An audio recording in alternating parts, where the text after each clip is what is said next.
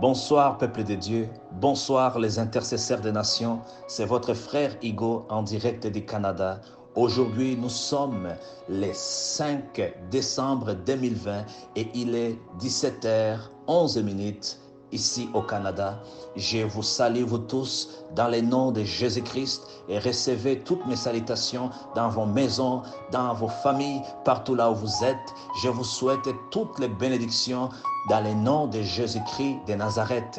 Que la santé demeure dans votre maison, que la paix demeure dans votre maison, la joie dans vos cœurs, l'amour pour les uns et les autres dans vos cœurs, au nom de Jésus-Christ de Nazareth.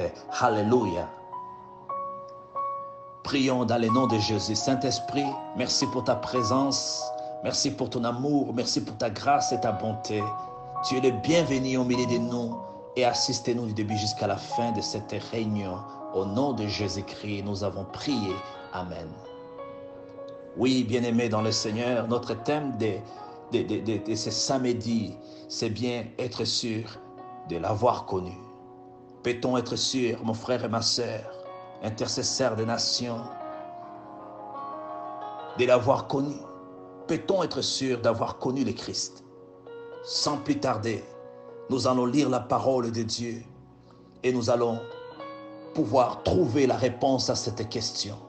Si réellement un homme qui croit en Jésus-Christ peut être sûr de l'avoir connu. Et la parole de Dieu nous dit dans le livre de 1 Jean chapitre 2 verset 3. Si nous pouvons lire au nom de Jésus, la parole de Dieu nous dit, si nous gardons les commandements de Christ, nous savons par là que nous l'avons connu. Alléluia. Bien-aimés dans le Seigneur, la parole de Dieu est en train de nous dire quelque chose de très révélateur. Ici, c'est Jean qui était les disciples de Jésus-Christ. La Bible nous dit que c'est Jean qui a écrit le livre de 1 Jean. Et ces disciples que Jésus-Christ aimait beaucoup, et ces disciples aimaient beaucoup le Christ. Ces disciples dormaient parfois à la poitrine de Jésus-Christ.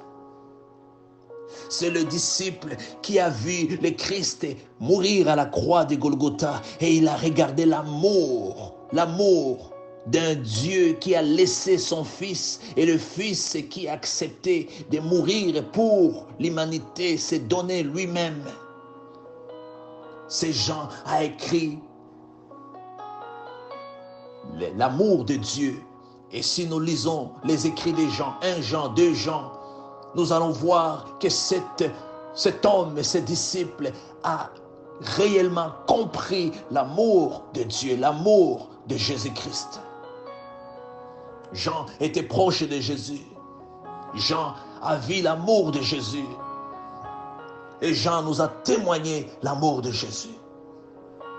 Et c'est pour cela la parole de Dieu nous dit dans le livre de 1 Jean chapitre 2 verset 3.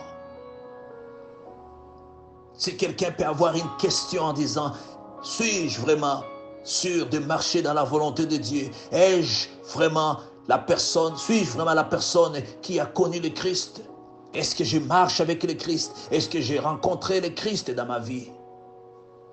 Si la trompette de Dieu sonnerait à l'instant même, ou si le Seigneur m'appellerait cette nuit, ce matin, quelques heures plus tard, car à n'importe quel moment, bien-aimé dans le Seigneur, ton chronomètre peut s'arrêter et tu dois aller rencontrer l'éternité, là où il y a le Dieu éternel qui nous attendent tous.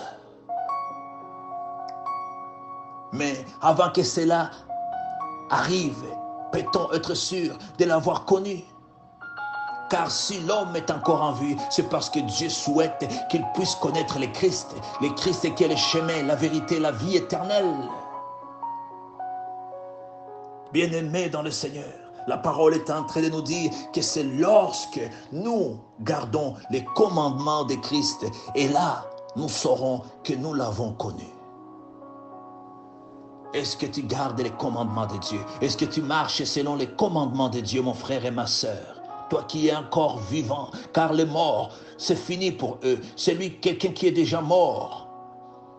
Et s'il est mort, sans avoir comprendre qu'il doit garder les commandements de Dieu pendant qu'il était vivant. Il n'y a plus de seconde chance, bien-aimés dans le Seigneur. Voilà la question que les êtres vivants doivent se poser. Suis-je sûr vraiment que je l'ai connu?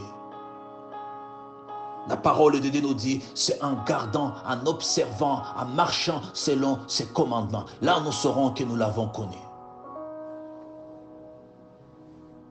La parole de Dieu nous dit encore dans le livre de Jean chapitre 14 verset 15.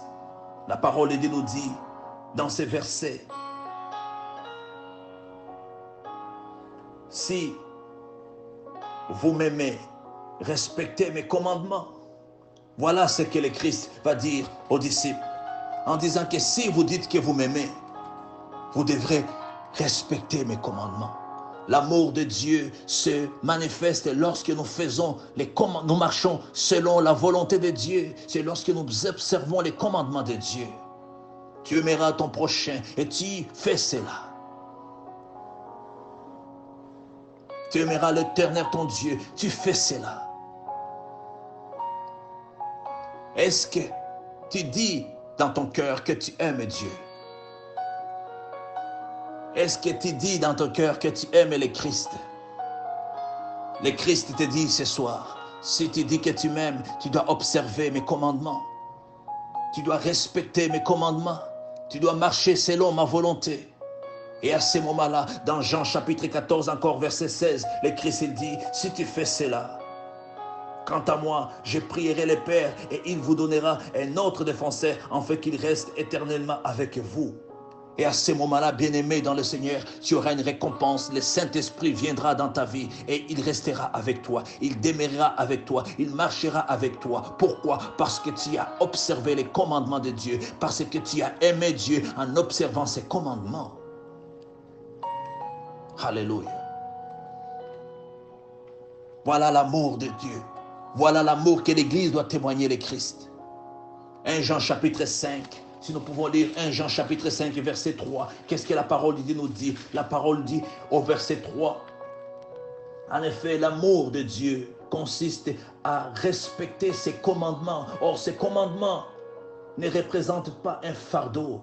Alléluia. Voilà, bien-aimés dans le Seigneur, l'amour de Dieu consiste à marcher selon la volonté de Dieu, à respecter les commandements de Dieu, à observer ce que Dieu nous dit de faire. C'est ça l'amour de Dieu. Es-tu sûr de l'avoir connu? Tu le sauras si tu as gardé ses commandements, si tu as respecté ses commandements. Et à ce moment-là, on saura, et le Christ saura lui-même que réellement ton amour pour lui est un amour sincère et véritable. Alléluia. Mais quels sont ces commandements? Quels sont ces commandements, bien-aimés dans le Seigneur? Nous allons lire la parole de Dieu dans le livre d'Exode. Exode chapitre 20, à partir du premier verset. À partir du premier verset, le livre d'Exode. Alors, nous pouvons lire dans le nom de Jésus-Christ. Dieu prononçant toutes ces paroles. Je suis l'Éternel et ton Dieu, qui t'a fait sortir de l'Égypte, de la maison d'esclavage. Tu n'auras pas d'autre Dieu devant moi. Voilà les commandements de Dieu, bien-aimé dans le Seigneur. Tu n'auras pas d'autre Dieu. Je suis l'Éternel, ton Dieu, qui t'a fait sortir de l'Égypte et de l'esclavage, la maison là où tu étais en train de souffrir. Église de Jésus-Christ, quelle est cette maison dans laquelle tu vivais comme un esclave? Quel est ce pays là où l'Éternel t'a fait sortir car tu étais comme un esclave? C'est ce pays de péché, c'est cet environnement d'iniquité. Lorsque nous étions tous dans le monde avant de rencontrer le Christ, nous avions l'air d'être joyeux, d'être dans le bonheur, en écoutant les chansons du monde, en s'amusant d'une manière et d'une autre. Mais nous étions de malheureux, nous étions les esclaves du péché, car nos vies étaient sous l'emprise de l'ennemi, le diable et Satan. Il nous fouettait d'une manière et d'une autre avec la déception. Combien de personnes sont sorties avec des personnes de ce monde-là du péché et ils ont reçu que des déceptions de leur part. Certains ont été même abusés, certains ont été insultés, certains se sont retrouvés dans la prison, certains se sont retrouvés dans la drogue, certains se sont retrouvés même dans la prostitution, la maison d'esclavage. Nous étions autrefois esclaves du péché. Voilà pourquoi le Seigneur commence à dire aux enfants d'Israël dans les livres d'Exode en leur disant « Je suis l'Éternel et ton Dieu qui t'a fait sortir d'Égypte, de la maison d'esclavage. » Église de Jésus-Christ, intercesseur des nations, souviens-toi de cela, que si aujourd'hui tu peux te prosterner devant Dieu et tu peux dire je suis évangéliste, je suis pasteur, n'oublie pas que le Seigneur Dieu Tout-Puissant, il est celui qui t'a fait sortir de là où tu étais autrefois et t'a amené là où tu es aujourd'hui. Tu n'es plus esclave du péché, mais tu es l'esclave de la parole de Dieu. Tu es esclave du royaume des cieux, le royaume qui va la peine. Alors le Seigneur, il dit au verset 3, « Tu n'auras pas d'autre Dieu devant moi. Tu ne dois pas faire autre chose devant moi. Toi qui es enfant de Dieu, tu ne pourras plus privilégier le monde avant le Christ. Tu ne pourras plus privilégier l'argent avant de privilégier la parole de Dieu. Es-tu ce chrétien ou cette chrétienne? Pour toi, tu peux travailler tous les jours, mais tu ne peux pas prier tous les jours. Bien-aimés dans le Seigneur, tout ce qui représente de Dieu dans nos vies, le Seigneur nous interdit. Tu es cette personne, lorsque tu arrives du travail, tu dois d'abord écouter tes émissions, tes séries, tes téléséries, avant même de prier, de dire merci Seigneur. Tu as des faux dieux dans ta vie. Quand tu es enfant de Dieu, tu ne dois pas présenter ces faux dieux. Tu dois mettre le Seigneur devant toi en premier et devant toutes choses. Car il est celui qui t'a fait sortir du monde et tu lui es redevable du respect et de l'honneur. Verset 4. Tu ne feras pas de sculptures sacrées, ni, ça veut dire des statues. Tu ne pourras pas faire des statues, ni des représentations de ce qui est en haut, dans le ciel, en bas, sur la terre, dans l'eau, plus bas que la terre. Tu ne pourras pas avoir toutes ces choses. Alléluia. Le Seigneur nous interdit les idoles. Aujourd'hui, l'Église de Jésus-Christ est embarquée dans le monde. J'attends même des chrétiens qui ont des idoles à ces moments, qui adorent les chanteurs du monde, qui vont même aller dans les concerts du monde, qui ont même les acteurs préférés, et ils les aiment et ils les adorent.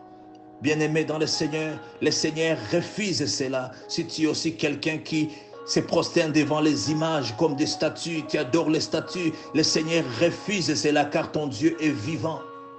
Tu ne pourras pas te prosterner devant les statues. Verset 5, tu ne te prosterneras pas devant elles et tu ne les serviras pas, car moi l'Éternel, ton Dieu, je suis un Dieu jaloux. Alléluia. Je punis la faute des pères sur les enfants jusqu'à la 3e génération et à la 4e génération de ceux qui me détestent.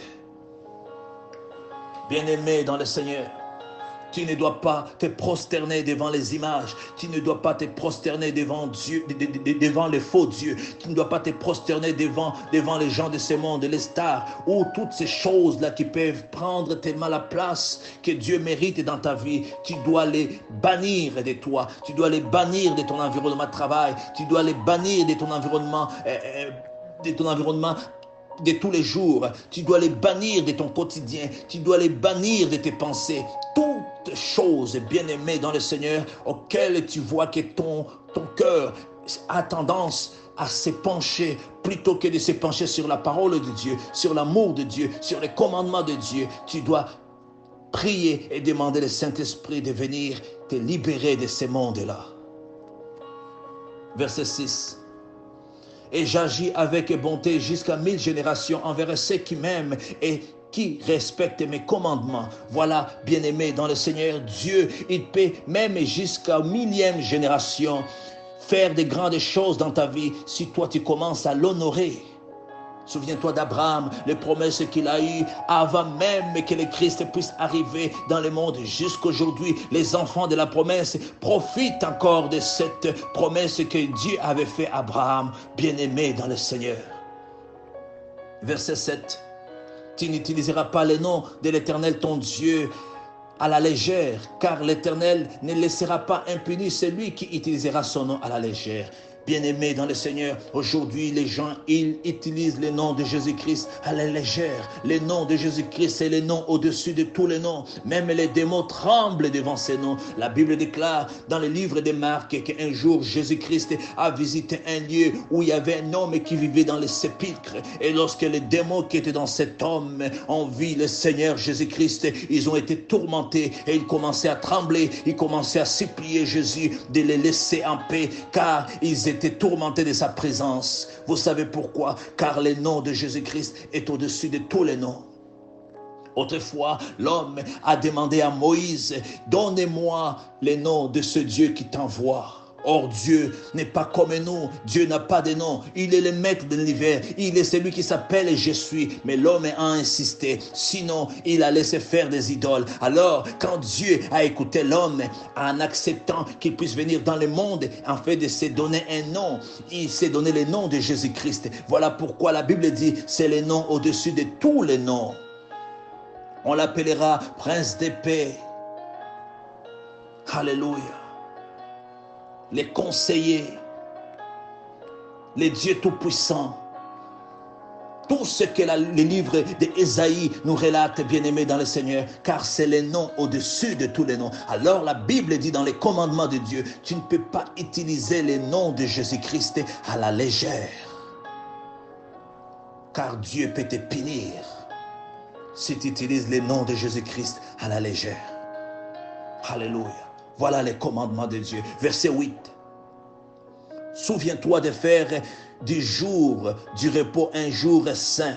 Pendant 6 jours, tu travailleras et tu feras tout ce que tu dois faire. Mais le 7e jour est le jour du repos de l'Éternel, ton Dieu. Tu ne feras aucun autre travail, toi, ni ton fils, ni ta fille, ni ton esclave, ni ta servante, ni ton bétail, ni l'étranger qui vit chez toi. En effet, en 6 jours, l'Éternel a fait le ciel et la terre, la mer et tout ce qui s'y retrouve. Et il s'est reposé le 7e jour. Voilà pourquoi l'Éternel a béni les jours du repos et en fait un jour saint. Voilà pourquoi, bien-aimé dans le Seigneur, je souhaite encore te rappeler, dans les commandements de Dieu, tu dois respecter les jours du repos. Le dimanche, c'est une journée où tu dois te reposer. La journée où tu dois te consacrer dans la lecture de la parole de Dieu, dans la prière et dans la méditation et honorer l'Éternel ton Dieu. C'est lui qui t'a donné 6 jours dans la semaine, mon frère et ma sœur, où tu pourras faire tout ce que tu veux, mais une seule journée où il veut que ton corps soit en repos, où ton esprit doit être aussi consacré à penser à lui, à lire sa parole, à méditer, bien-aimé dans le Seigneur. Verset 12, honore ton père et ta mère, afin de vivre longtemps dans le pays que l'Éternel ton Dieu te donne. Les commandements de Dieu, c'est aussi d'honorer nos parents chrétiens, intercesseurs des nations. Vous qui m'écoutez partout là où vous êtes, vous devez honorer vos parents, vous devez respecter vos parents, vous devez aimer vos parents, même si tu as 50 ans, si tes parents sont encore en vie, si tes parents te disent quelque chose, tu dois honorer tes parents, car c'est ça les commandements de Dieu. Tu ne commettras pas de meurtre. Tu ne commettras pas d'adultère. Voilà les commandements de Dieu qui se poursuivent. Tu ne commettras pas de vol. Tu ne porteras pas de faux témoignages contre ton prochain. Tu ne convoiteras pas la maison de ton prochain. Tu ne convoiteras pas la femme de ton prochain, ni son esclave, ni sa servante, ni son bœuf, ni son âne, ni quoi que ce soit qui lui appartienne.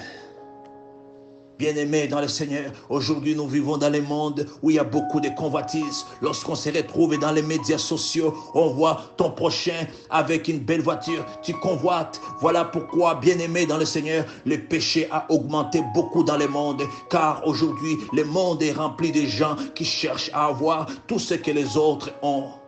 Mais c'est un péché grave, car le Seigneur, Dieu Tout-Puissant, il dit, tu ne dois pas convoiter les choses de ton prochain, que ce soit les matériels, que ce soit sa femme, que ce soit sa voiture, que ce soit ses biens, ses meubles, que ce soit son aspect physique. Oh, bien-aimé dans le Seigneur, arrêtez les chirurgies, arrêtez toutes ces choses-là. Autrefois, j'ai discuté avec des chrétiens qui essayaient de me convaincre que faire des chirurgies pour les seins et pour les fesses, que ce n'était pas un péché. Bien-aimé dans le Seigneur, c'est un péché, mon frère, c'est un péché, ma sœur, car la parole de Dieu refuse ces choses-là. Et tous ces gens qui font ces choses-là, c'est parce qu'ils convoitent quelque part les autres. Alors, voilà pourquoi le péché naît dans leur vie. Le Seigneur nous interdit. Et la parole de Dieu nous dit au verset 18, afin que nous puissions nous arrêter dans la lecture. Tout le peuple attendait les coups de tonnerre et le son des trompettes et voyait les flammes de la montagne fumante. À ce spectacle, le peuple tremblait et se tenait à bonne distance. Ils dirent à Moïse, parle-nous, toi, et nous t'écouterons, mais que Dieu ne nous parle pas, sinon nous mourions. Alléluia. Bien-aimés dans le Seigneur, voilà les commandements de Dieu. Les commandements de Dieu, bien-aimés dans le Seigneur. Ça se centralise sur un seul commandement nouveau que Jésus-Christ a donné à l'Église lorsqu'il était sur terre. Souviens-toi que la Bible déclare que Jésus n'est pas venu pour abolir la loi de Moïse, mais pour l'accomplir. Et par là, nous allons lire la parole de Dieu dans le livre de Jean chapitre 13. Jean chapitre 13, nous pouvons lire à partir du verset 34. Nous allons comprendre réellement pourquoi la parole de Dieu nous parle de l'amour et pourquoi Jésus-Christ va dire que je vous donne un commandement nouveau. Jean chapitre 13, verset 34. Nous pouvons lire dans le nom de Jésus. Jésus dit, je vous donne un commandement nouveau. Aimez-vous les uns les autres. Comme je vous ai aimé, vous aussi aimez-vous les uns et les autres. Alléluia. Nous venons de lire dans Exode chapitre 20, bien-aimés dans le Seigneur. À partir du premier verset jusqu'au verset 18, nous avons vu que Dieu a donné tant de commandements aux enfants d'Israël. Tu n'auras pas d'autre Dieu, tu ne commettras pas l'adultère, tu ne convoiteras pas la femme d'autrui, ni sa maison, ni ses biens. Tu ne te prosterneras pas devant les faux dieux.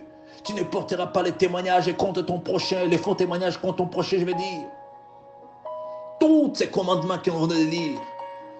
Mais à la fin, lorsque Jésus, lui-même qui est le Dieu Tout-Puissant, celui qui s'appelle Jésus, c'est lui qui a donné ses commandements à Moïse, il vient dire, voilà ce que je voulais résumer en effet. Lorsque j'ai donné à Moïse tous ses commandements, c'est ces commandements nouveaux. Cela englobe tout ce que je vous ai donné autrefois. Mais quels sont ces commandements nouveaux? Nous venons de les lire dans le livre de Jean chapitre 13, verset 34.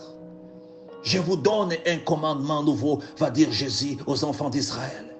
Aimez-vous les uns et les autres comme moi je vous ai aimé. Vous aussi aimez-vous les uns les autres. L'amour triomphe sur toutes choses. Tout ce que Dieu interdisait aux enfants d'Israël, c'était pour les amener à avoir l'amour de Dieu. L'amour de Dieu nous empêche de convoiter les choses d'autrui, d'adorer les faux dieux, de porter les faux témoignages contre nos amis, nos prochains. L'amour de Dieu nous empêche d'avoir les idoles, car nous allons nous centrer uniquement pour Dieu. Si tu aimes Dieu réellement, Tu n'auras pas la haine contre ton prochain. Tu n'auras pas la méchanceté pour détruire les gens dans la société ou autour de toi. Si tu as l'amour de Dieu, Jésus il dit, à ces moments-là, nous allons marcher selon ses commandements. Donc, la parole de Dieu est en train de nous dire, bien-aimés dans le Seigneur, que tous les commandements de la loi de Moïse étaient pour que Dieu puisse amener l'Église à marcher dans l'amour. C'est-à-dire, si nous avons l'amour de Dieu, les commandements, tout cela, sont automatiquement faits, sont respectés littéralement. Alléluia. À l'instant même, nous allons prier. C'était en effet ce que le Seigneur m'a mis à cœur pour partager avec vous en cette journée même. Nous allons prier dans le nom de Jésus-Christ. Père, je te remercie pour ces moments que tu m'accordes. Merci pour cette parole de ce soir. Je souhaite, Père, que cette parole vienne encore nous guérir intérieurement, vienne encore nous libérer de tout aveuglement, de tous les mensonges, de tout ce qui était dans nos vies comme ambigu. Au nom de Jésus-Christ de Nazareth. Seigneur, nous pouvons être sûrs de t'avoir connu, de t'avoir rencontré, mais c'est lorsque nous observons tes commandements et lorsque nous marchons selon ta volonté. Fais en sorte, Père, que les intercesseurs des nations puissent comprendre cela et que tout celui qui va écouter cette prédication comprenne cela aussi. Je prie, Père, dans le nom de Jésus, que cette parole continue encore à jaillir dans nos pensées, dans notre cœur. C'est dans le nom de Jésus-Christ que nous avons prié. Amen. Oui, bien-aimés, que le Seigneur vous bénisse. Et on se retrouve avec vous la semaine prochaine, si Dieu le veut. À très bientôt et bonne fin de semaine à vous. Bye bye.